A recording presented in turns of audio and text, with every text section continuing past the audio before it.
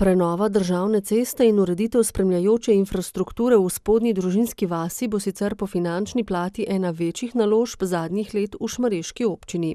Začeli bomo ta 2-milijonski projekt izvajati skupaj z direkcijo in se veselimo tega projekta, ker bo pomenil v bistvu najmodernejšo in zelo kakovostno infrastrukturo za ta del naše občine.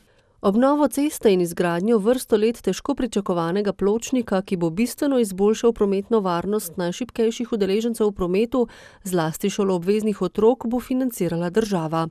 Naložba pa bo terjala tudi znatna proračunska sredstva. Ob ureditvi avtobusnih postajališč je namreč predvidena tudi javna razsvetljava, kanalizacija, obnova vodovodnih cevi, optika, kompletna infrastruktura.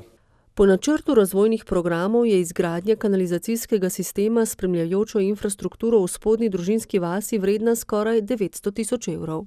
Zdaj moramo doseči, da bomo čim prej začeli z izvajanjem tega projekta. Potrebni so seveda vsi razpisi in izbor izvajalcev. Kot še dodaja župan, je sicer začetek izvajanja gradbenih del težko pričakovati pred jesenjo.